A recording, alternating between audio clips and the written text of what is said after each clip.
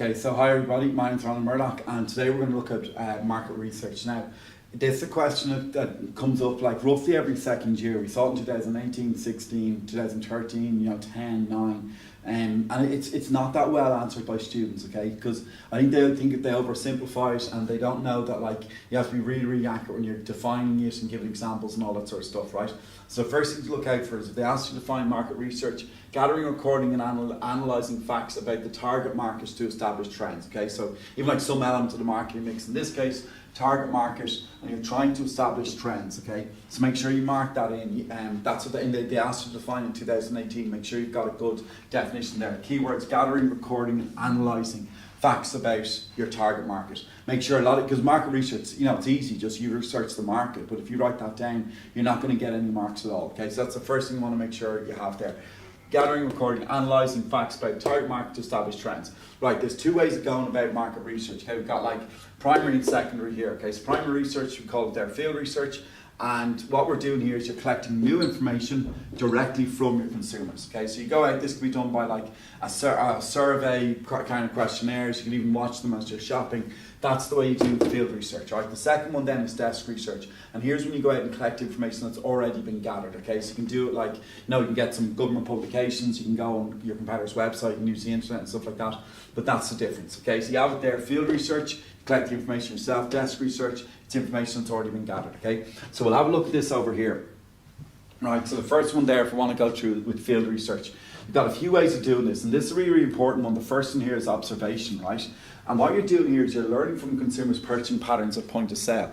Now, like all that happens here is like you could do, a supermarket might do this. They'll sit back and they'll watch their consumers as they're shopping, and they'll be like, right, when we noticed that like when consumers came into our shop, 85% of them went to the right, whereas only 15% of them went to the left. And then they're like, right, we know to all the goods we want to push on them, we'll put them on the right-hand side because we know that that's, from our observation, we know that that's where they go, okay? So everyone see what it's your purchasing patterns at point of sale. Point of sale is just a fancy word for the shop. They watch your purchasing pattern, what you buy when you're in the shop. The big thing to note, and you'll see it down there even in my notes, actually any of my sixers and notes were on, it's about page 52, okay? So if you're looking at my notes, make sure you mark that in, but even your notes at home or whatever, just make sure you mark that in. They don't tell them that they're being observed, okay? So if you're not going to make the consumers aware, because then they might behave differently and then your information won't be as accurate, okay? So that's our first one there, that's observation, okay? You let random shop, they watch consumers through the cameras and see how they behave, okay? And then they know where to place the products, what products are pushing them, and they know also what gets their attention with like product placement, merchandising, all that sort of stuff, right?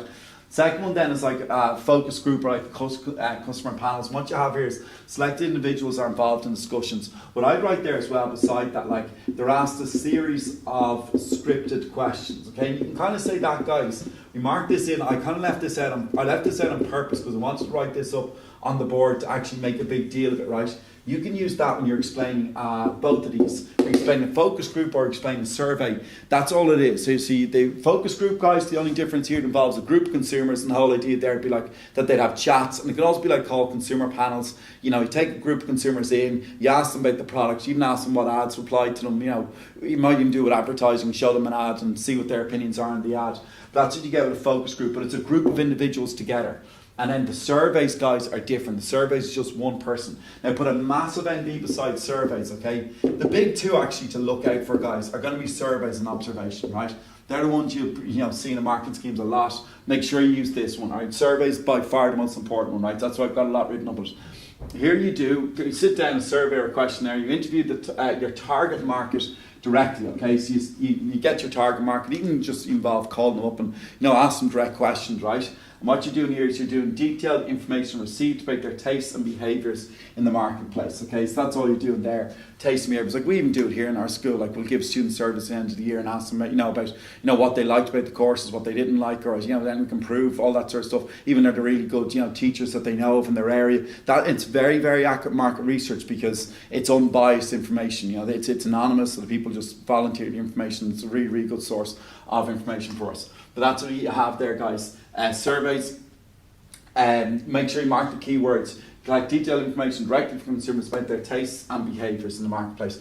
The beauty of this as well, latch onto surveys and questionnaires. The difference with this is you can ask your own questions. Like even if we were doing a survey in the school, we could say, is there, we could pick out a subject, like say, is there any really good business teacher in your area or something like that? And we can actually find that out direct information. Imagine we had to do that online, it's not going to be as accurate. If you Google that, you won't get information. Even if you do, it might be a bit biased or whatever. Surveys is really, really good in that sense. You can ask very specific questions, and we'll get down to that advantage in a second. Another lovely thing you'll see in the marketing scheme as well, this is surveys produce qualitative and quantitative data. Okay, don't overthink what that is. That's just an insight into consumers' opinions, right? That's all. That's what they'll get. But crowbar that into your answer, okay? Because you'll see that that'll be in the marketing scheme, okay?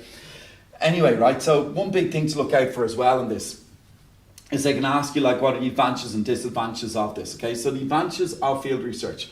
The information you gather is up to date because you're collecting it yourself, okay? So next thing again, guys, it's about it's very accurate, especially stuff like questionnaires that are anonymous. You get, you can usually pretty much verify it's very unbiased. Hugely so as well, guys, observation, because consumers don't know. Observation when they go into the shop and they're walking around. The consumers don't know that they're being observed, so they're going to behave very naturally, and that's why it's so accurate, okay?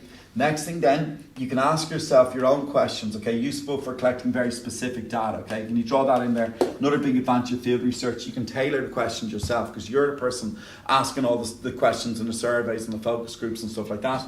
And the last thing then is also, when you gather this information, it's not like information that's online or anything like that. This information is not available to your competitors, okay? So that's another very, very big advantage. I'd be keeping an eye out for this sort of stuff here, guys, right? Because in 2016, they asked you what are the advantages and disadvantages of desk research, right? We haven't seen that one yet. Like, that hasn't come up in a long time. Like, even in 2018, it was like a broad ABQ and just market research, and you discuss both types. But this one here, this is what I'd be looking out for your Leaving Cert this year, okay? Remember, this didn't come up in our paper last year, so make sure this stuff here, I don't mind if you want to freeze the screen there, I'll stand out of the way. If you want to be nearly able to write this out using a blank piece of A4 paper, okay? Next thing then, going on to the disadvantages, it's expensive. Or you have to hire people to do the surveys, even like you're doing focus groups or consumer panels, you have to hire people to run those things. Also, the next thing there you see, it's very time consuming. Preparing questionnaires, to print them out, you have to write out the questions, then you have to gather up the information afterwards. All of this stuff, you have to pay people to do it, and it's time consuming. And the other little thing there, you can just argue this as well as a thing, that people could just lie. Like imagine if you're doing a survey in one-on-one, and people might give you the answer they think you want to hear. No guarantee that the people doing the surveys, answering the surveys, your elements of your target market, no guarantee that they won't just lie. Okay, so just look out for that one as well. That's all the main stuff there and that. Remember what I said again, you want to be able to, like if I was in a position, I'd freeze the screen there and I'd try and write all those key points out from memory, okay?